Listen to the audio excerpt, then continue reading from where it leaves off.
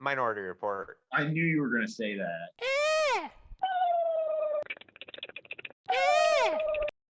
Why would you go into this again? Minority Report. You always bring Best this up. movie Do you still feel ever that way about that created. movie? I actually haven't seen that movie since college, but the memory of it lives on, and I'm sure it still is great. It's funny because I've seen that movie recently, and I remember seeing it a couple times around the time we first met. Wink, wink. When did we ever meet? I don't know. Actually, have we met before? Hi, Turkey. Yeah, no. So I think I still feel the same way. Minority Report is in fact a good movie, but to be as blown away as you are by it, it kind of amazes me. Actually, that sounds super condescending, especially when we just spent about 20 minutes talking about Karate Kid 2. However, it just, I think you'd be hard pressed. It's hard to make the argument that Minority Report is anything more than a good movie. I think it's the best movie. I think you can take it a step further and say it is a great movie. Minority Report is basically about the age-old question if free will is real. And now, as a good question to ask our viewers, so comment below. But in my personal opinion, I think it doesn't. I just don't have enough evidence to support that theory. But this movie takes it to that next step and asks that question basically on a police state level and a security level and a monitoring level. And I think it kind of raises the question as to where we are in society even right now. Like, can you predict someone's going to be doing something just because you see it, maybe on Reddit, for example? Or can you, arrest people for preemptively assuming that they're going to be doing something? I think it's a pretty interesting concept. If you're talking about thought crimes and stuff like that, I think 1984 does a much better job of cataloging that sort of Well, thing. 1984 is a great book. Don't get me wrong, but it's not a movie. You made a movie out of it at one point. I'm not saying. Oh, well, then I haven't seen the movie. I'm referring to the book and the fact that Minority Report steals the idea of whether thought crimes should be prosecuted. It's not an original idea. Well, I know, but it takes the idea and puts it into movie form, and we're asking what a good movie is, and that one's a good movie because it takes that idea and makes it a movie.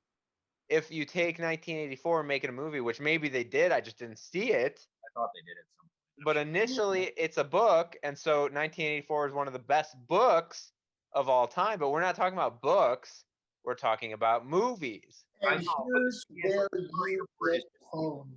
The idea in a less interesting way, I think. And I disagree on the other idea that Minority Report. I don't like Minority Report. I don't even think I don't like it at all. And I don't think you can like it because you don't have free will to like it. Not good. Like the free will question, I think, has been tackled by a lot of other films in a more interesting way. Oh yeah, name one. I don't know. I can't name one off the top. Oh well, then there you go. Now I should follow up with Peacock to enlighten Turkey that not only has there been a movie called 1984 made, I think it was made probably in the 80s. Very good. Well, I don't know if it was a very good movie. The book was better. The movie called Equilibrium with Christian Bale, I think he's the main character, was actually pretty darn good, and it's pretty much 1984, but they took their own liberties with it. And considering that we live in one of the greatest countries in the world, I do think it's important to say liberty one more time. And you know what we shouldn't talk about though is Liberty Mutual. Are we going to do an anti-ad here about Liberty Mutual? I think we should. I think it's a good time to do a good bit to do. Well, we're jumping around a little bit because because you Well, you know what? Let's go back. Let's go back to this equilibrium. So yeah. to your credit, Squirrely, I am not the watcher of all movies ever created. So could there be a movie that better shows the idea of free will and thought policing and all that stuff? Absolutely. There absolutely could be. But from my own experience, the ones that I have seen, Minority Report does a good job. Are you serious about this? Are you putting this out for the internet in a serious way that you think this is the best movie of all time? He's actually very serious about this. Because I want you to be on record as either seriously defending this or being facetious, and I really can't tell. Okay, let's you know, I do like to dabble in the exaggeration aspect a little bit. You know, I never exaggerate, but just yes.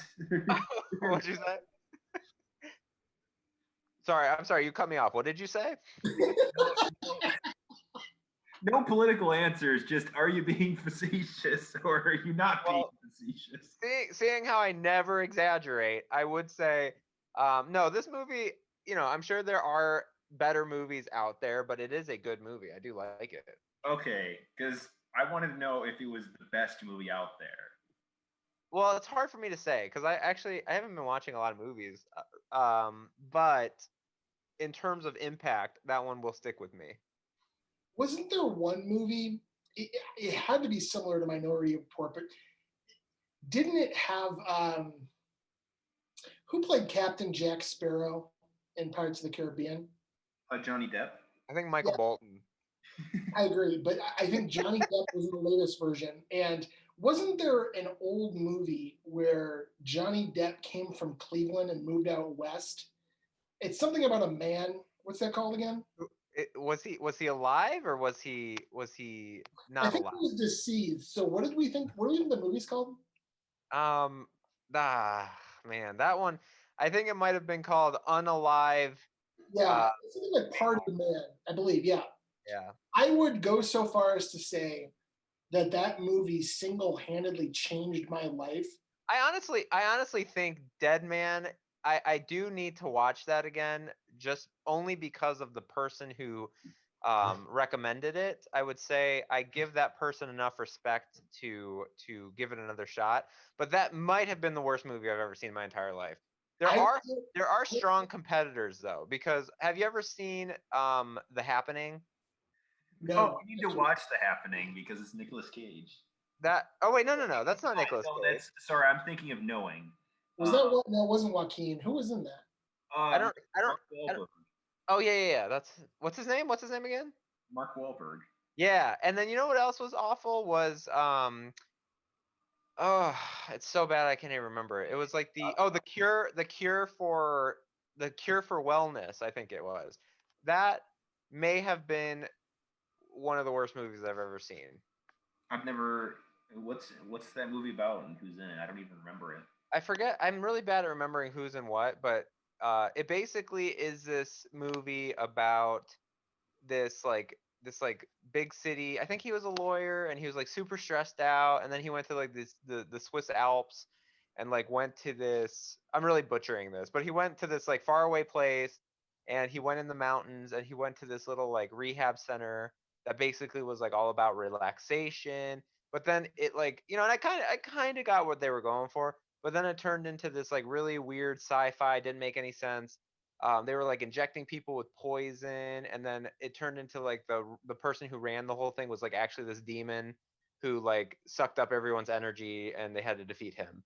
So it like turned into a like kind of, I get the idea, you know, we work too hard and we're stressing ourselves out, to okay, what yeah, I've never even heard of it. It must not be that acclaimed. No, it's terrible. Didn't you have beef with the Eternal Sunshine of the Spotless Mind? Was that okay? So that is another one that I was recommended when I had been in a breakup, and I would recommend never watch that movie if you're going through a breakup. What'd you say? Yes. 100%. I So, actually like the movie, but that's the worst movie to watch after you break up with somebody. yes. So that was a terrible time. If I watched it again, I feel like it probably wouldn't be that bad. But yeah, never watch that movie. It's a pretty strong drama. I mean, Yeah.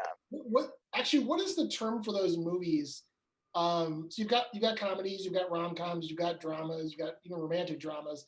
But what is it when it's like damn near like emotion, like it wrecks you emotionally? What are those I think called? I think they're called ROM mind freaks.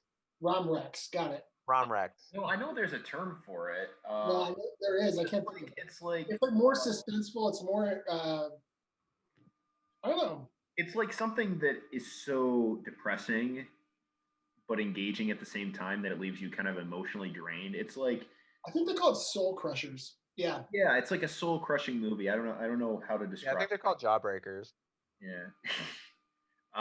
It's like I've heard people say that they'll only watch like 12 Years a Slave once, and they'll only watch like Schindler's List once because it's those movies that like they're just so um, Right. powerful in how awful like the experiences in them are that like people don't want to watch them twice because they're just like it just shakes you so Yeah. much. It's not like totally to that level because obviously those are like more extreme based on real life events. But I know of movies like that. They're just like meant to like drain you emotionally. Yeah, but Yeah. Ralph Fiennes in Schindler's List was like a spectacular performance. I don't know if you guys remember the villain. Yeah, it was. Like it was pretty messed up, but Well, obviously, it was an SS it guy. was really good. He was like, Didn't we all watch that together? yeah, Aw, good times. yeah. We all watched it because that was the time where we watched it, and then it's a super long movie, so we watched it, and then we got IHOP after, and it was one of the latest. Was I there for that? Did we watch Schindler's List together? I think so. Oh, I don't remember that. Yeah, I think What was the other one you mentioned that was like super intense? 12 Years a Slave. I think I can't remember 12 Years a Slave, but I remember it being like really, really emotionally exhausting afterward because it's such a it's a powerful story, but it's also it's a very depressing story if I remember right. I think that's 12 Years a Slave. I don't know. It's hard to remember. Like I said, I've only watched it once. But there are other movies like that too. There is another movie like that, and I remember watching it with Turkey. Do you remember watching Robin Williams' film What Dreams May Come? And I'm pretty sure you fell asleep in the first 10 minutes. Sounds familiar. You gotta watch this movie. It's super soul crushing. It's super emotional, but you'll love it. Oh my gosh, can't wait to see it. I'm telling you, 10 minutes in, you got the best sleep of your life. Yeah. Ever seen A Knight's Tale? No, I haven't. I Wow. readily recommend it. It is a phenomenal, phenomenal cinematic work. But Have you ever seen 10 Things I Hate About You? have you ever seen Brokeback Mountain? No, That's actually a very good movie. Have you actually not seen that movie? I haven't actually. Wow, you really need to see that movie. Well, funny enough, Turkey, I actually don't think most people have seen it. So how do I say it? I think Brokeback Mountain in like cinema is kind of, even though I disagree with it wholeheartedly, is treated as like the Nickelback of cinema. Yeah. Whereas I actually think it's a very good movie. Yeah, it was, honestly, I wonder. It was an interesting time for it to come out and be popular, and it had Jake Gyllenhaal, like very, very prominent actors. Yeah. So I wonder if it was like, in my opinion, there's definitely been other LGBT movies and stuff, but that one to me is like the one that really started the process. And I could be wrong, but Yeah, and it gets credit for that because it like started a movement more than like Yeah. so I wonder if it was, like too ahead of its time in that regard, and because of that, it turned into this like controversy. Yeah, it's like controversial, and then also like what's the word am I trying to say? It's like cliche. So it took both of those negative critiques, and so now, but I still think it's a good movie. Yeah, that actually amazes me. I didn't, and it's funny. I know people get that vibe. I literally did not get that whatsoever. Like I thought both of them So obviously I've been exaggerating most of this podcast, but for this particular case, I actually thought the acting was like really good in the movie. Yeah. But let's we've white male actors. Maybe we need to start showing some love to other types of actors. For example, we have Meryl Streep. Obviously, is a phenomenal actress, and We were one of talking the about best. Pat Morita earlier, and Oh, there you go. That's true. we were talking about the Karate Kid and the performances in that movie by That's true. non-white actors. Right. What about Chadwick Boseman, for example? Another one who, may he rest in peace, I think did a phenomenal job in Black Panther. Yeah, He's an interesting case because I only recently found out how many really good movies he was in that yeah. I've been to see for years. Like Yeah. I've seen him in some really good roles, but I didn't realize how many like amazing roles he's been in the last 10 years. Right. It's really crazy. Viola Davis is another name that I think I like she Viola deserves, Davis a lot. she deserves to be top of the list. Yeah, I do want to go back to Meryl Streep real quick because even though, how do I put this? I fear that some people may think of Meryl Streep and they may think overrated. I do hope the vast majority of people don't think that, but she is absolutely amazing. I And, don't really I don't understand how you can think she's overrated. Like she's phenomenal. I mean, I agree. Um, I don't know. Some of the things I've read or some of the vibes that I've gotten, I could be completely off base, and maybe I'm just reading two, we'll say, threads of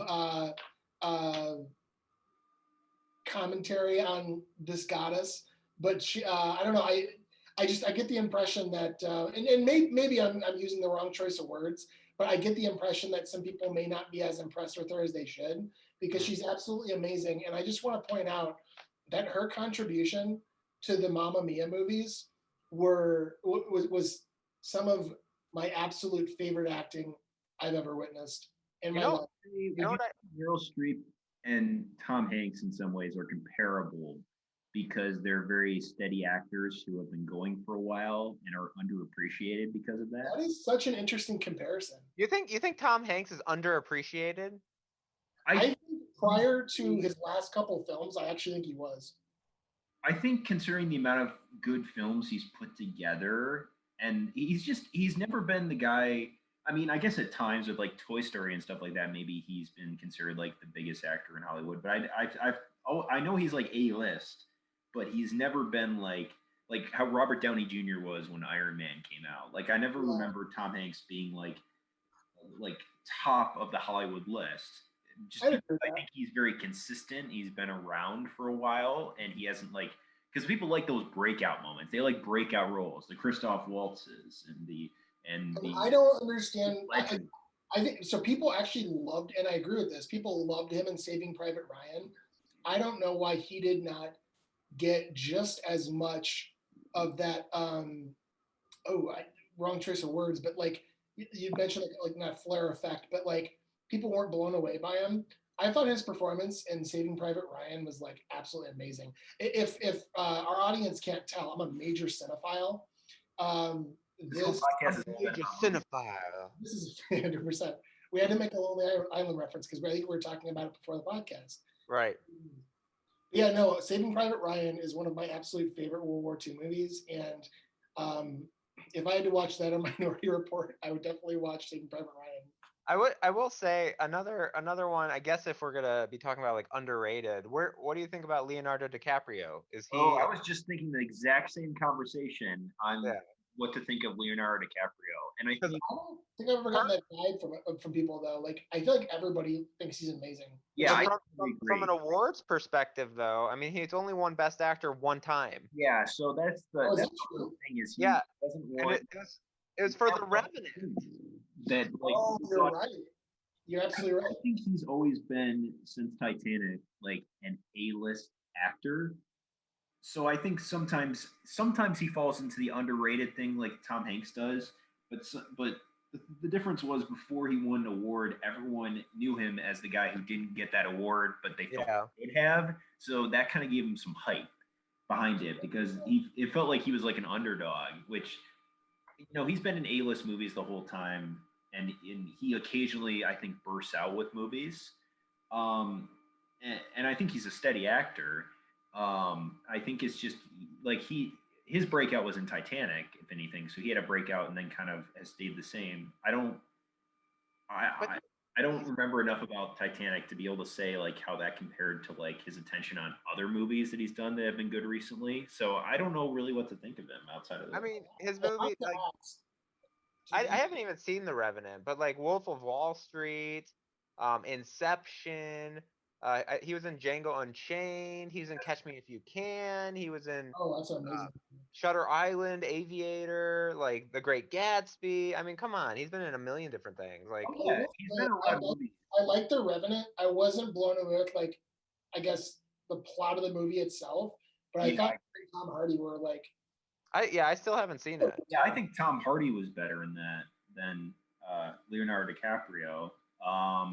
That's not a knock against Leonardo DiCaprio. I think he's no, I got you saying Tom Hardy's ridiculously talented. Yeah, I mean Tom Hardy's another actor. You want to talk about actors that I think are underrated? I would put Tom Hardy in there for sure. Yeah, I Yeah, feel like that's a good he's one. been around for a while too, but I think like in the last 5 years he's started getting his due.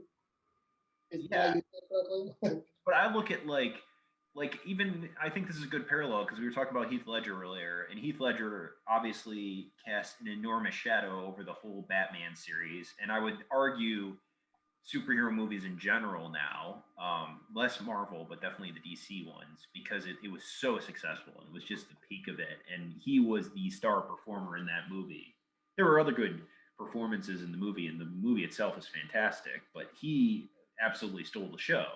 And then you had Tom Hardy having to follow up, and like it's almost like an unfair situation for Tom Hardy if you can call it that, because like the Joker was basically the most iconic villain ever, or one of the most iconic villains ever, even before that. And then he just like set everything on fire, and then Tom Hardy had to come in and try to follow it up, and it was like almost impossible to live up to it. But I thought he was good as Bane in that, and like Oh, it's just like the comparison of him being underrated. I think is perfect in that because I think he had a fine performance, but no one talks about it. Like, Yeah. so funny enough, speaking of, oh, actually, you know what? I apologize. I just realized that I totally cut you off in that line of thought. I would like to introduce this something later on when we're done with this line of inquiry. Hold Okay. on. Well, we can do that now. Perfect, because I'm bored. Just kidding. No, sorry. But speaking of interesting and well played or well performing villains, I recently started watching this television show called Elementary, which is another modern day like Sherlock Holmes series. Ooh. And I don't know if you guys are familiar with the name Natalie Dormer. oh yeah, she was in Game of Thrones. she was in Game of Thrones. Yeah, as Marjorie Tyrell, really good. Also, I think in a show called Tudors, The Tudors. Yeah, But I actually, so one, I find it super interesting that they decided to make the Moriarty character a woman. But two, I think she absolutely nailed it. And she is one that I think, actually, I don't know how long she's been around. I feel like she's like, could have been more than a decade, but she is actually very talented. She was in the Hunger Games too, the later games of the Hunger Games. Oh, she wasn't she? Yes. Yeah, not in the I would say the biggest role, but yeah, she was in it in the last two, I think. Yeah, I think she's a solid actress. I don't know, liked her in Game of Thrones for sure. I just had to bring up Elementary because it's actually an older show. Like I think it started in like 2000. Well, not that old, but started in like 2014 or ended in 2014. I can't remember. But I was gonna say that's an older show. Okay, fair enough. But yeah, I totally recommend watching that. It's on Hulu for anybody who's interested. All right. It will be on my list. Thanks for taking a ride on Spaceship Piff. If you're interested in another trip, check out one of our other videos. And consider leaving a comment on our most recent podcast about how you paid it forward.